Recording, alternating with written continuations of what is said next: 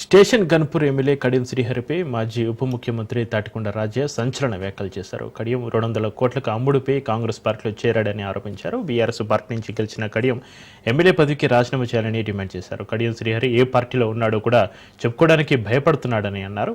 Congress BRS party కార్యకర్తలతో పాటు నియోజకవర్గ ప్రజలు కూడా కడియంను ఆశ్రయించుకుంటున్నారని చెప్పారు. పార్టీ ఫిరాయించిన కడియంపై స్పీకర్ వెంటనే చర్యలు తీసుకోవాలని డిమాండ్ చేశారు. లేకపోతే స్పీకర్ను సైతం కోర్టుకు లాగుతామని హెచ్చరించారు.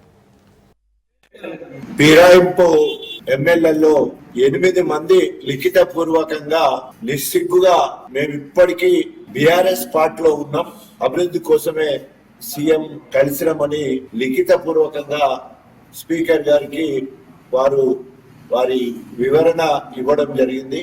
కానీ గణపురం నియోజకవర్గ ఎమ్మెల్యే కడియం శ్రీహరి ఎక్కడున్నాడో చెప్తలేడు, ఏ పార్టీలో ఉన్నాడో చెప్తలేడు. రే కడియం, నీకు రేషం ఉంటే, చీము నెత్తురుంటే, వరంగల్ పౌరుషము నీకుంటే, నీవు మగాడివైతే వెంటనే రాజీనామా చేయి. ఇప్పటికే అప్రూవల్ గా మారినావు. నేను సంవత్సరం కిందనే కాంగ్రెస్ పోయిందని పేపర్లలో మీడియాలో మాట్లాడడం కాదు, నీ కార్యకర్తలు కూడా నిన్ను అసహించుకుంటున్నారు.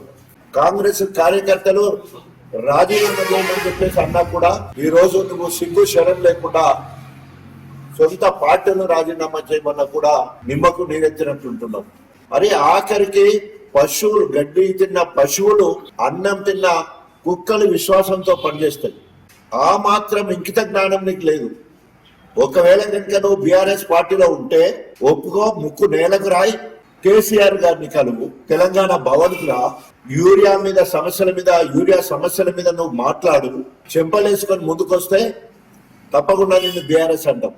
నువ్వు నీ బిడ్డ కోసం కాంగ్రెస్ పార్టీలోకి పోయినావు, నీ బిడ్డ భవిష్యత్తు కోసం పోయినావు, 200 కోట్లకు అమ్ముడు పోయినావు. జనగాం బీఆర్ఎస్ కార్యాలయంలో 6 నెలల్లో కాంగ్రెస్ పార్టీ కూలిపోద్దని మాట్లాడినోడే బేరం కుదిరిన తర్వాత ఆ ప్రభుత్వాన్ని కూలకుండా కాంగ్రెస్ లోకి పోయి రేవంత్ రెడ్డికి మద్దతు ఇవ్వడం.